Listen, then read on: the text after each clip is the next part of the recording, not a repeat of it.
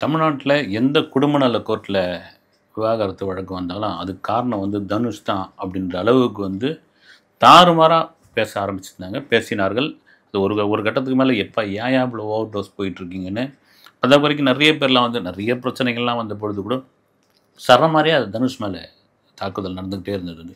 அதுவும் குறிப்பா சினிமா சம்மந்தப்பட்டவர்கள் யாராவது இந்த விவாகரத்து பிரச்சனை, குடும்ப சண்டை அப்படின்னா, உடனே இழுத்து போடுங்க தனுஷ அப்படின்ற அளவுக்கு ஆச்சு. அப்புறமா நயன்தாரா, தனுஷ் பிரச்சனைலாம் வந்தது. ஒரு சமயம் நயன்தாராவுக்கு ஆதரவா, மறுபுறம் தனுஷ்க்கு ஆதரவாக, அப்புறம் கல்யாண வீட்ல 2 பேரும் ஒவ்வொரு மூலையிலும் உட்காந்துருந்தது. இந்த மாதிரியான பஞ்சாயத்துலாம் போயிருந்தப்போ, நான் கூட நெனச்சேன், இதுக்கு எந்த ரியாக்ஷனும் தனுஷ் காட்டவே மாட்டேன்றாரு, ஏன் அப்படின்னு. ஆனால் இந்த குபேரா படத்தினுடைய ஆடியோ வெளியீட்டு விழா, ஏன்னா குபேரா படத்தினுடைய ஒரு ட்ரெய்லர் வந்தப்பயே பார்த்தீங்கன்னா, ஒரு மாரி என்னங்க அது இவ்வளோ பெரிய படம் வந்திருக்குது, ஒரு பரபரப்பே இல்லாம இருந்திருக்குது. ஒரு ஏன்னா சேகர் கம்லா ஒரு பிரபலமான டைரக்டர் தெலுங்குல. கரெக்ட்டா அவருடைய 25வது ஆண்டு விழாவ நிறைவு செஞ்சு சிரஞ்சீவி கிட்டலாம் போயிட்டு வாழ்த்துலாம் வாங்கிட்டு வந்திருக்காரு. நான் எப்படி அந்த கல்லூரி காலத்தில, பால்ய காலத்தில் நான் பார்த்த அதே சிரஞ்சீவி தான் பார்த்துட்டு இருக்கேன்னு, கிட்டத்தட்ட அவர் அந்த 25 வருஷத்தில எல்லாமே சக்சஸ்ஃபுல் படமா குடுத்தவர் தான் சேகர் கம்லா. அப்புறமா நாகார்ஜுனா நடிச்சிருக்காரு இதில தனுஷ் படத்தில. ஏன்னா அவரு நம்ம கூலியில தான் வில்லனா நடிச்சிருக்கணும்னு நம்ம எதிர்பார்த்திருக்கும்போது, இதில நடிச்சிருக்காரு. இவ்வளோ பெரிய படம், இவ்வளோ பெரிய ஒரு ட்ரெய்லர் வருது. அந்த ட்ரெய்லர் பார்த்தீங்கன்னா, அப்படி சப்புன்னு அந்த வியூஸ்லாம் ஓடிக்கிட்டு இருக்கு. தெலுங்குல ஓரளவுக்கு இருக்கு. என்ன காரணம் அப்படின்னா, தனுஷ் படமே எப்பவுமே அப்படிதான் முதல்ல அப்படி அவர் சொல்ற டயலாக் தான். பார்த்த உடனே பிடிக்காது, பார்க்க பார்க்க தான் பிடிக்குன்ற மாரி, முதல்ல ட்ரெய்லர், டீசர்லாம் ஒண்ணும் இதுவாகுது. அது படம் வந்த பிறகு, அது ஒரு 2, 3 நாள்ல அந்த டாக் வந்த பிறகு தான் அதனுடைய ரிசல்ட் வேற விதமா மாறும். திருச்சிற்றம்பலம்லாம் அப்படிதான் ஹிட் ஆச்சு கண்டிப்பா ரசிகர்களுடைய மவுத் டாக் தான் அதுக்கு முக்கிய காரணம். சரி, இப்போ குபேராவுடைய அந்த ஆடியோ லான்ச் கூட பார்த்தீங்கன்னா, சென்னை தாம்பரம் பக்கத்தில உள்ள சாய்ராம் கல்லூரியில தான் எடுத்து போய் அதனுடைய ஆடியோ லான்ச் நடத்தியிருந்தாங்க. நடத்துறப்போ சரி, இதுவும் பார்த்தீங்கன்னா, அப்படி சப்புன்னு ஒரு மாரி ஆடியோ லான்ச்சா தான் போகும் அப்படின்னு நெனச்ச உடனே, ஒட்டுமொத்தமா தனுஷ் பேசின பேச்சு தான் பெரும் பரபரப்பா மாறுச்சு குறிப்பா என்னன்னா, "என்ன போட்டு நீங்க ஏன் வருன்னு வறுத்துக்கிட்டு இருக்கீங்க? என்ன ஏன் இது மாரி பண்றீங்க நீங்க?" குறிப்பா எங்க எதுவா இருந்தாலும் என்னை தாக்குதல் பண்றதுக்கு ஒரு கூட்டம் இருந்துகிட்டே இருக்கு. அது எப்படி ஆரம்பிச்சாருன்னா, சேகர் கமலாவுடைய டைரக்ஷன்ல நம்ம நடிக்கிறோம்னு ஒரு பெரிய ஆர்வம் இருந்தது. பெரிய எதிர்பார்ப்பு இருந்தது. முதல் நாளே முதல் ஷாட்டே ஷூட் எங்க வச்சாருன்னா, இந்த திருப்பதி மலையோட அடிவாரத்தில. அதுவும் பிச்சைக்கார கெட்டப் போட்டு என்ன எடுக்க வச்சாருன்னா, அத நீங்க கூட பார்த்துருப்பீங்க அந்த நேரத்தில அத பர்மிஷன் வாங்கலன்னு சொல்றாங்க பர்மிஷன் வாங்காமல் அப்படியே கேண்டிட் கேமரா மாரி அங்கங்கலாம் வச்சு, தனுஷ ஒரு பிச்சைக்கார கெட்டப்ல போட்டு, அப்படியே லைவா அந்த திருப்பதி ரோட்ல கீழ் திருப்பதின்னுவாங்க இல்லைங்களா? அது எப்பவுமே பயங்கர பிஸியா இருக்கும் கீழ் திருப்பதி சின்ன இடம் தான். திருமலையில இருக்கிற கூட்டத்த தாண்டி இங்க இருக்கிற கூட்டம் பெருங்கூட்டமா இருக்கும். காரணம் என்னன்னா, இந்தியா முழுக்க இருந்து வருகிற பக்தர்கள் அங்க தான் இருந்தா மேல திருமலைக்கு ஏறி போகணும். அப்படி இருந்தும் அப்படியே ஷூட்டிங் நடக்குது. தனுஷா இது சேகர் கம்பலா டைரக்ஷன்னு பயங்கர டிராஃபிக் ஜாம் ஆயி, ஆம்புலன்ஸுக்குலாம் வழி விடாமல் ஒரு பள்ளி நேரத்தில, கல்லூரி நேரத்தில அவங்கலாம் போக முடியாத ஒரு சூழ்நிலை ஏற்படும்னு சொல்லி, நெறைய எதிர்வினைகள், எதிர்ப்புகள்லாம் ஏற்பட்ட பொழுது, அவர் வருத்தம் தான் தெரிவிச்சாரு டைரக்டர் வருத்தம் தெரிவிச்சு, நான் முறைப்படி பர்மிஷன் தான் வாங்கியிருக்கிறோம்னு, அந்த கெட்டப்பே அவ்வளோ வித்தியாசமா இருந்தது. சரி, தனுஷ் சொல்லவே தேவையில்ல. அவர் ஒரு என்ன சொல்றது, ஒரு தண்ணி மாரி எந்த பாத்திரத்தில் ஊத்துகிறோமோ, அந்த வடிவமாக மாறிவிடார்ல மாற்று கருத்து கிடையவே கிடையாது. அப்படித்தான் நான் போய் நடிச்சேன். நடிச்ச உடனே எனக்கு முதல் நாள், முதல் ஷாட்டே ஒரு பிச்சைக்கார கேரக்டர் குடுத்தாங்க. வாழ்க்கையில ஏதாவது ஒண்ணு ஜெயிக்கணும் அப்படின்றதுக்காக தான் எல்லாரும் ஓடிக்கிட்டு இருக்கோம். நானும் அப்படிதான் ஓடிட்டு இருக்கேன். எல்லாரும் அப்படிதான்.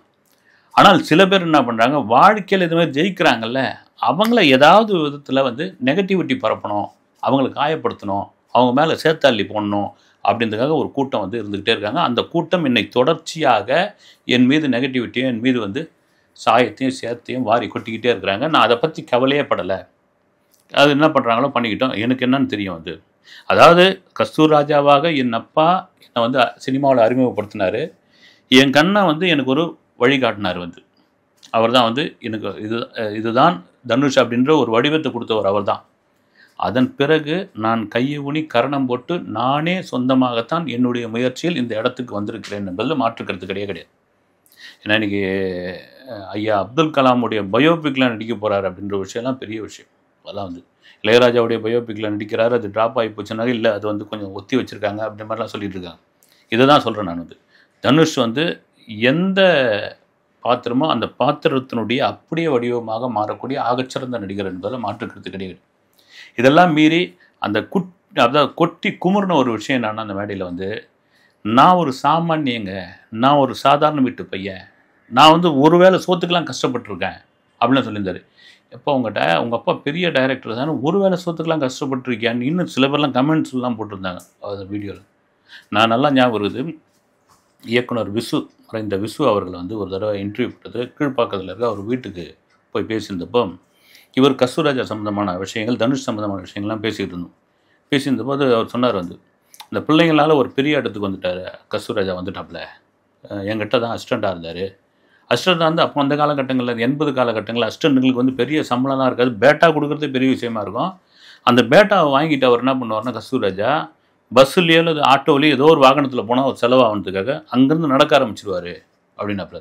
அப்படி நடக்க ஆரம்பித்து கொஞ்சம் கொஞ்சமாக அந்த காசெல்லாம் சேர்த்து இந்த பிள்ளைகள்லாம் வளர்த்து ஆளாக்கி பெரிய இதுவாகியிருக்காரு. ஒரு கட்டத்தில் கடன் ஏற்பட்டு கடன்லேருந்து மீள முடியாமல் எல்லாரும் தேனிக்கே போய் செட்டில் ஆகிடலாம், சொந்த ஊருக்கே போயிடலான்னு முடிவு பண்ண பொழுது தான் செல்வராகவன் சொல்லி துள்ளுவதோ இளமைன்னு ஒரு படத்தை தம்பி வச்சு ஏன் பண்ணக்கூடாது, 40 லட்சம் ரூபாயில் எடுத்த படம் கோடிகளில் வசூலாச்சு. வந்து அவங்க லைஃபே வேறு விதமாக மாற்றுந்து. வந்து நீங்கள் இப்போ தனுஷுக்கு ஒரு பிரச்சனை ரொம்ப நாளாக இருந்தது தெரியுங்களா, எங்கள் பையன் தான் தனுஷ் 2 பேர் வந்து மதுரை பக்கத்தில் ஒரு பெருமாமக்கலமாக போயிட்டு இருந்து, அப்போ விசு கூட அதுக்கு வந்து ஒரு சாட்சி கூட சொல்லியிருந்தார், ஒரு குறிப்பிட்ட ஒரு ஃபோட்டோ ஒன்று ஆதாரமாக வெளியிட்டிருந்தார். ஏன்னா இயக்குனர் விசு, அப்புறமா வந்து கஸ்தூராஜா அவங்க ஃபேமிலி பசங்க எல்லாம் நின்றுட்டு இருப்பாங்க, அதில் தனுஷ் சின்ன பையனாக இருப்பாப்புல. ஏன்னா எனக்கு தெரிஞ்சு பிறந்த பையன்தான் அவன், இவங்க பையன்தான், என்கிட்ட அசிஸ்டண்ட்டாக இருந்தவர் தான் அப்படின்னு சொன்னது. அப்போ விசு சொன்ன விஷயம் என்னென்னா, ரொம்ப சிரமப்பட்டாப்புல, ரொம்ப சிரமப்பட்டு அந்த இடத்துக்கு வந்து அடையிறதுக்கு அவ்வளோ கஷ்டப்பட்டாப்புல. இப்போ கூட இடையில கூட ஒரு சேனல்லையே இது வந்து ஒரு பத்திரிகையில் பேட்டி கொடுத்துருந்தாங்க, தனுஷுடைய சகோதரி. இது மாதிரி நாங்கள் வந்து கேகே நகரில் ஒரு ஒன்று கொடுத்தனத்தில் இருந்தோம், ஒரு பழைய வீடு, நானும் தனுஷ் அப்புறமா வந்து செல்வராகவன் இவங்கெல்லாம் ஒரு நாள் பேசிக்கிட்டோம். பேசியிருந்தப்போ அந்த வீடு எப்படி இருக்கும், ஒரு கிணறுலாம் வச்ச வீடு இருக்குமா, இல்லை யாருக்காவது விற்றுட்டாங்களா, இல்லை இடிச்சிட்டாங்களா, அதில் ஏதாவது அப்பார்ட்மெண்ட் வந்துடுச்சான்னு நாங்களாம் பேசிக்கிட்டு சரி ஒரு நாள் கார் எடுத்துன்னு நைட்டு கிளம்பி போயிட்டோம். போனால் அந்த வீடு அப்படியே இருக்குது, எங்களுக்கு தாரையாக கண்ணீர் வந்துடுச்சு. ஏன்னா அங்கேருந்து தான் நாங்கள் எல்லோரும் வந்து வளர்ந்தோம், அங்கேருந்து தான் வந்து சைக்கிளில் தனுஷ் போகிறது, அப்புறம் ஏதாவது ஒரு விசேஷம்னா ஆட்டோ பிடிச்சி போகிறது, அப்புறம் பஸ்ஸில் ஏறி மாநகர பேருந்தில் ஏறி கிளம்புறது. அப்புறமா அங்கே சுற்றி உள்ளவர்கள்லாம் வந்து வந்துட்டாங்க, அவங்க வந்துட்டு அவங்ககிட்டலாம் பேசினப்போ இன்னும் பழசம் மறக்காமல் இருக்கீங்களே அப்படின்னு அவங்க சொன்னப்போ, எப்படி மறக்க முடியும், இங்கேருந்தானா நாங்கள் வந்தோம் அப்படின்னு. இதே தான் தனுஷுடைய வெளிப்பாடு. வந்து நான் ஒரு வேளை சாப்பாட்டிற்கு கஷ்டப்பட்டவன், பக்கத்தில் இருந்த ஒரு பையன் வந்து ரிமோட் கார் வச்சுன்னு விளையாடிக்கிட்டு இருந்தான், அந்த ரிமோட் கார்டு டே ஒரு முறை குட்றா நான் விளையாடி தரேன்டா அப்படின்னு ஒன்று போடா டே அப்படின்னு சொல்லிட்டு அந்த காரை தூக்கி போயிட்டான். அந்த சின்ன வயசில் பிஞ்சு மனசில் ஏற்பட்ட அந்த காயம்தான் இன்றைக்கி நான் விலை உயர்ந்த கார்களை என் வீட்டு முன்னாடி வச்சு நான் நிறுத்தி வச்சுருக்கிறேன். அது ஒரு வைராக்கியம் தான், அது ஒரு திமிர்தானம் கிடையாது. அப்படி நான் வந்து கொஞ்சம் கொஞ்சமாக மேலே ஏறி வந்தால் என்னை வந்து தொடர்ச்சியாக அது மாதிரி விமர்சனங்கள், காயப்படுத்துதல், நெகட்டிவிட்டி பரப்புறதை பண்ணிக்கிட்டே இருந்தாங்க. அதுக்கு நான் வாயை திறக்கலை. இந்த மேடையில் அதுக்கு வாயை திறக்கிறதுக்கான காரணம் என்ன என்றால், நான் 2000லேருந்து இந்த 2025 வரும் 25 வருடங்கள் எவ்வளோ மாற்றங்கள் மாறியிருக்கலாம், என் வாழ்க்கையில் மாறிக்கலாம், என்னை சுற்றி உள்ளவர்கள்கிட்ட மாறிக்கலாம், எவ்வளோ நடந்திருக்கோம். நான் 25 வருஷமாக நீங்கள் ரசிகர்கள் என்னை இன்னும் தலையில் வச்சு கொண்டாடிக்கிட்டு இருக்கீங்க பாருங்கள். இது வந்து என்னால் வந்து மறக்கவே முடியாது. இதுதான் என்னுடைய பெரிய பூஸ்ட். இதில் தான் நான் வந்து ஒரு தெம்பாகவே இருக்கிறேன். உங்களுக்காக தான் நான் வந்து இந்த விஷயத்தையே சொல்கிறேன். நீங்கள் இருக்கும்போது எனக்கு என்ன கவலை அப்படின்னு தான் உண்மையாக வந்து. ஏன்னா அந்த விழாவுக்கு அவர் வரும்போதே வந்து கடவுளே தனுஷே, தனுஷே கடவுள்லாம் கோஷம் போட ஆரம்பித்தாங்க. அப்புறம் அவங்க சைலண்ட்டுன்னு அவர் இது பண்ணிட்டு இருந்தார். ஏன்னா கடவுளே அஜித்தே, அஜித்தே கடவுளேன்னு அவர் ஒருத்தர் தான். அதனால் எதுவும் வேணாம், தயவுசெய்து கொஞ்சம் சும்மா இருங்கன்னு அதை ஒரு செல்லமாக அதட்டி கூட இது பண்ணியிருந்தார். இதெல்லாம் மீறி இயற்கையாகவே ஒரு விஷயம் இருக்குல்ல தெரியுங்களா, ஒரு சாதாரண வீட்டு பையன், ஒரு ஒல்லி பிச்சா மாதிரி இருக்கிறவன் ஒரு கடகடன்னு ஒரு உயரத்துக்கு வந்தால் இந்த பொறாமை இருக்குல்ல, அது எக்கச்சக்கமாக வருங்க. அது பயங்கர பொறாமையோட வெளிப்பாடு. அந்த பொறாமைக்கு அதுவும் வந்து ரஜினி வீட்டில் பொண்ணு கட்டினார்னோடனே இண்டஸ்ட்ரியில் பல பேர் வந்து தனுஷை திட்டுனாங்க. எனக்கு தெரிஞ்ச ஒரு 4-5 ஆர்டிஸ்ட்லாம் கண்ணாமண்ணா திட்டினாங்க. நான் ஒரு தினசரி பத்திரிகையில் இருந்தப்போ அந்த செய்தியை வந்து ஒரு 8 கால செய்தியாக போட்டிருந்தாங்க.